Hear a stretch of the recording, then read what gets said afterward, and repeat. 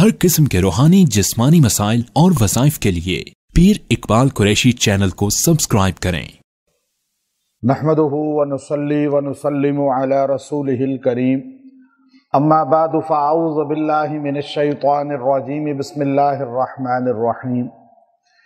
आपस में मोहब्बत पैदा करने के लिए कुरान हकीम का सबसे बेहतरीन अमल है ये कि आज दो ख़ानदानों में, दो इंसानों में, कबीलों में, आपस में, ऑफिस में काम करने वालों में, कारोबार करने वालों में, मियाँ बीवी के दरमियान आपको मोहब्बत का फुक़दान नज़र आता है। ये जो मोहब्बत पैदा होती है ये भी अल्लाह की तरफ से होती है और नफ़रत भी अल्लाह ही की तरफ से होती है। कुरान पाक के अंदर अल्लाह तबारक व तआला ने उम्मत के लिए ये लफ्ज़ इस्तेमाल किया है, यानी पूरी उम्मत के लिए, कि अल्लाह ताला ने किस तरह उम्मत के दरमियान आपस में मोहब्बत पैदा फरमाई। यानी सहाबाए किराम रिज़वानुल्लाह ताला अलैहिम अजमाइन जब मदीना शरीफ में आप तशरीफ़ ले गए तो वहाँ बड़े दो कबीले थे, एक औस था और एक खजरज था, जो अंसारियों के बड़े कबीले थे। तो उनमें एक पहले जंग गुजरी थी अरब के मुआशरे में, जंगे बिआस जिसे बोला जाता है। और ये ऐसी जंग थी कि जो नफ़रत का बीज जंगे बिआस ने बोया, वो नफ़रत आज तक ना अभी नज़र आई इस 1400 साल में, ना आदम अलैहिस्सलाम तक पहले ऐसी नफ़रत कहीं नज़र आई थी। आज आप देखिए छोटी छोटी बातों पे लड़ाइयाँ होती हैं घरों में, और छोटी छोटी बातों पे एक दूसरे से लड़कर ख़ानदान जुदा हो जाते हैं, मियाँ बीवी में तलाक हो जाती है और आपस में नफ़रतें दुश्मनी की हद तक बढ़ जाती हैं।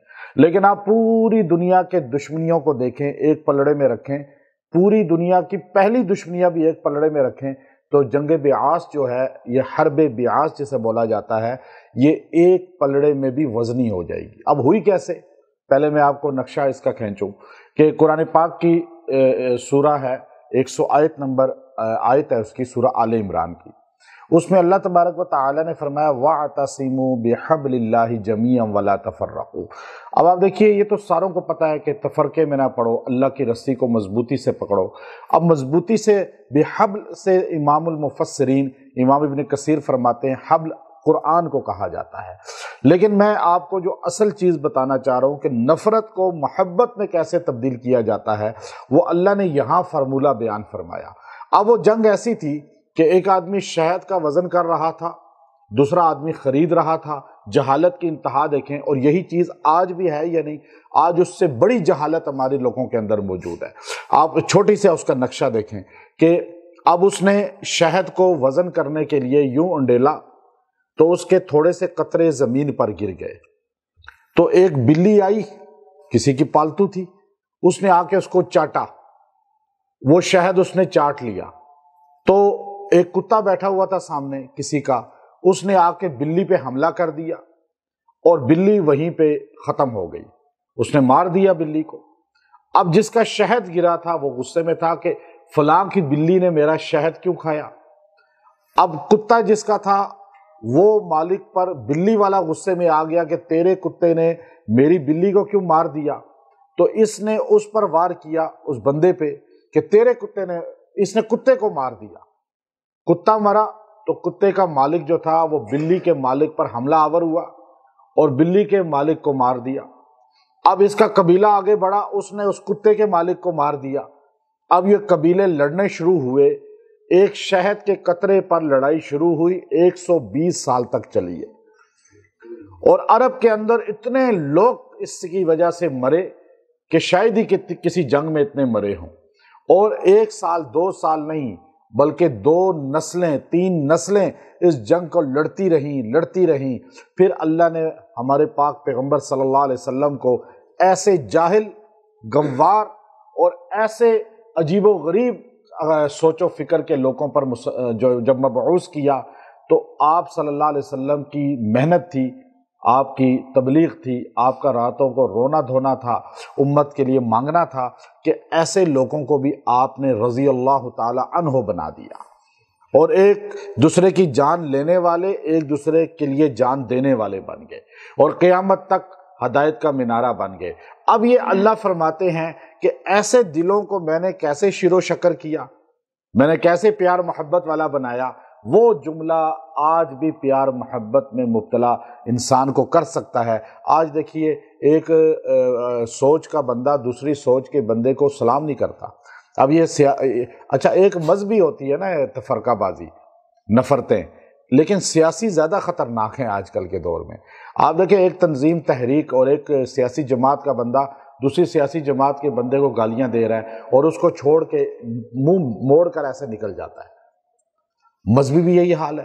تو اب یہ نفرت چاہے وہ مسجد مدرسہ، چاہے وہ خانقاہ سے ہو، چاہے وہ سیاسی مذہبی جماعت سے ہو، چاہے وہ کسی کی بھی ہو، چاہے میاں بیوی کے درمیان ہو، چاہے وہ خاندانوں میں ہو، کاروبار میں ہو، اللہ نے یہ لفظ بولا وَاعْتَصِمُوا بِحَبْلِ اللَّهِ جَمِيعًا وَلَا تَفَرَّقُوا وَاذْكُرُوا نِعْمَةَ اللَّهِ عَلَيْكُمْ اِذْ كُنْتُمْ أَعْدَاءً، جو اصل لفظ بولا اِذْ كُنْتُمْ أَعْدَاءً، کہ تم سارے کے سارے ایک دوسرے کے دشمن تھے۔ وہ دشمنی دیکھی نا آپ نے 120 سال چلی۔ ایسی دشمنی تو ہمارے میں نہیں ہے، ہمارے گھروں میں ایسی دشمنی تو نہیں ہوگی۔ اب میاں بیوی کے درمیان بھی نفرت ہوتی ہے، لڑائی ہو جاتی ہے، لیکن یاد رکھیں خاص طور پہ میاں بیوی کا جو رشتہ ہے اس میں جو تیسرا بندہ داخل ہوتا ہے وہ کام خراب کرتا ہے، چاہے وہ لڑکے کی ماں بہن باپ یا لڑکی کی ماں بہن باپ کوئی بھی ہو۔ تیسرا بندہ آ کے وہ کام کرتا ہے جو شیطان بڑا شیطان کرتا ہے، یہ میں آپ کو بڑے وثوق سے کہتا ہوں۔ اور جو بندہ خاص طور پہ میاں بیوی کے درمیان نااتفاقی کا باعث بنتا ہے، چاہے وہ اس کی سگی ماں، اس کی دادی، اس کی نانی، اس کا پھوپھی، اس کا ماموں، اس کا چچا، لڑکے لڑکی کا کسی کا بھی ہو، جو ان میں دوری کا باعث بنتا ہے، قرآن کے نزدیک وہ شیطان ہے، جادو اسے بولا جاتا ہے۔ جو آپ لفظ بولتے ہیں نا، اب یاد رکھیں جادو یہ نہیں ہوتا کہ آپ خالی لکیریں کھینچیں اور فرعون نمرود لکھیں تو اس کا ایک بت بنا لیں اور اس کا ایک جو ہے نا آپ ساخت بنا لیں تو آپ کہیں جی یہ جادو ہے۔ نہیں، جادو جو آپ لفظ منہ سے بولتے ہیں نا، چاہے انگلش میں بولیں، چاہے عربی میں بولیں، چاہے فرینچ میں بولیں، چاہے پشتو میں بولیں، چاہے سندھی میں بولیں، چاہے پنجابی میں بولیں، چاہے اردو میں بولیں، آپ جو لفظ نفرت پیدا کرنے کے لیے کسی کے درمیان کرتے ہیں نا ادا، اسے جادو کہا جاتا ہے۔ بین المرء و زوجی، قرآن نے کہا یفرق بین المرء و زوجی، جادو کیا کرتا تھا؟ قرآن کہتا ہے جادو کیا کرتا تھا کہ میاں بیوی کے درمیان تفریق پیدا کرتا تھا۔ دو بندوں کے درمیان جو تفریق کا باعث بنے وہ جملہ جادو ہے۔ اچھا یہ عربی میں ہونا ضروری نہیں ہے، فارسی پشتو میں ہونا ضروری نہیں ہے۔ اچھا ہر قوم اپنی زبان کے لفظ لکھ کے جادو کرتی ہے۔ اب مجھے بتائیں کہ افریقہ کے اندر میں نے کالوں کو دیکھا، میں نے ان کے جادو کے بڑے بڑے وہ فلیتے دیکھے، تو اس میں تو نہ عربی تھی تو نہ انگلش تھی، لیکن ان کا جادو اتنا طاقتور ہے، تو وہ اپنی قوم کی زبان لکھتے ہیں نا۔ تو اسی طرح جو آپ جو بھی لفظ بولتے ہیں کسی کو تفریق ڈالنے کے لیے، خاص طور پہ میاں بیوی کے درمیان یا دو دوستوں کے درمیان، دو خاندانوں کے درمیان، دو پارٹنر کے درمیان، کسی بھی جو ہے دو بندوں کے درمیان جو تفریق کے لیے لفظ بولا جاتا ہے اسے قرآن پاک کے لفظ کی آیت کی تشریح میں جادو کہا جاتا ہے۔ اب ہمارے یہاں تو خالی یہ ہے کہ کوئی کاغذ لپیٹ کر کسی کے تکیے میں رکھے تو کہتے ہیں یہ جادو کر دیا۔ وہ جادو اتنا طاقتور نہیں ہے جو آپ کے منہ سے تفریق کا، نفرت کا لفظ جادو بڑا طاقتور ہے نا۔ آپ اگر 100 جادوگروں سے جادو لینا کہ میاں بیوی میں نااتفاقی ہو، میں بڑے دعوے سے بتا رہا ہوں، 100 جادوگروں سے تعویذ لیں کہ آپ کوئی طلسم کریں، جادو کریں کہ میاں بیوی میں تفریق ہو جائے، جدائی ہو جائے، طلاق ہو جائے، وہ 100 جادوگروں کا جادو اتنا طاقتور نہیں ہے جو ایک پھوپھی، ماموں، خالہ، چچا، ماں، باپ، بہن، بھائی جو تفریق کے لیے اس کے کان بھرتے ہیں، جو لفظ بولتے ہیں، یہ لفظ ان 100 جادوگروں سے زیادہ خطرناک ہے۔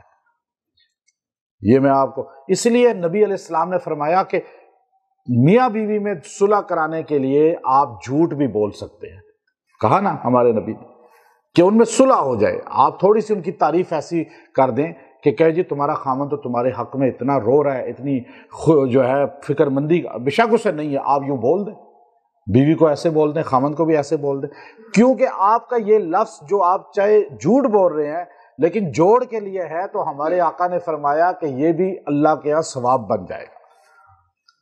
تو اس لیے یہ لفظ یاد رکھیں، جادو اس کو نہیں کہتے کہ کوئی لپیٹ کر ہی تعویذ آپ کے تکیے میں رکھے، بلکہ آپ جو لفظ بولتے ہیں نا کسی میں نفرت، آج دیکھیں نا حکومتوں میں نفرت، تنظیموں میں نفرت، مسلمانوں میں نفرت، یہ جو لفظ بولتے ہیں میڈیا میں آ کر، یہ جو سوشل میڈیا پر، یہ جو آپ جو اس طرح بولتے ہیں، کسی میں بھی تفریق ڈالنے کے لیے جو لفظ بولا جائے وہ جادو ہی ہے۔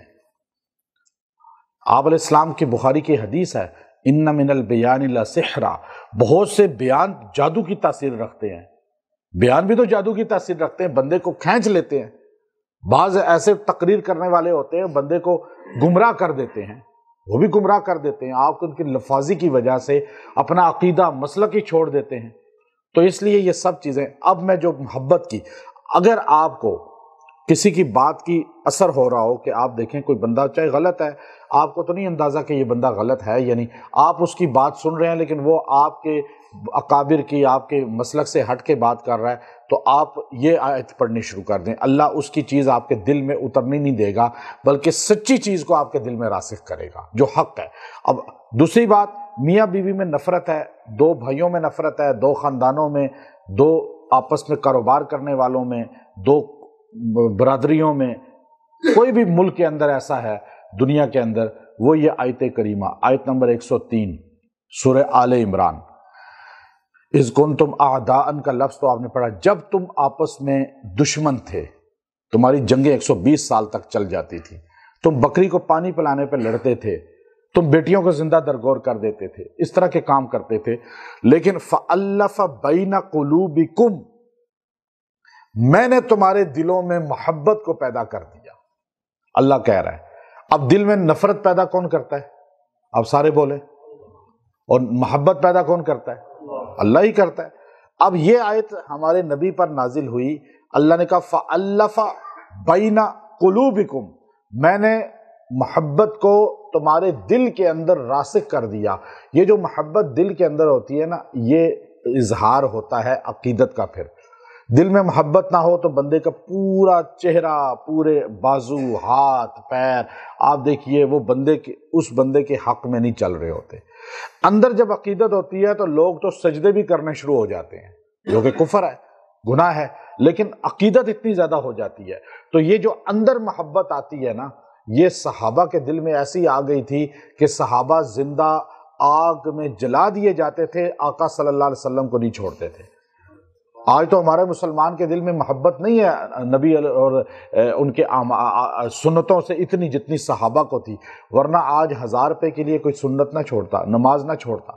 تو اب دیکھیے فَأَلَّفَ بَيْنَ قُلُوبِكُمْ، آپ یہ اتنا جملہ خالی 103 نمبر آیت سورہ آل عمران، یہ آپ نے 170 بار پڑھنی ہے، اور پڑھ کے جس کو دم کر کے پلائیں گے اللہ اس کے دل میں آپ کی محبت مضبوط کر دے گا۔ اور غائب ہے، کوئی دور ہے، آپ یہ 170 بار پڑھیں اور پڑھ کے اس کا تصور کریں اور تصور کر کے پھونک دیں، لیکن پڑھیں اس طرح پھر غائب کے لیے کہ آنکھیں بند کر کے اس کو پڑھیں، 170 کی گنتی پوری کریں، اس کے بعد دعا کریں، اور دعا کرنے کے بعد جو مقصود ہے پھر تصور میں اس کو لا کے اس کے سینے پہ پھونک دیں، اللہ اس کے دل کے اندر آپ کی محبت پیدا کر دے گا۔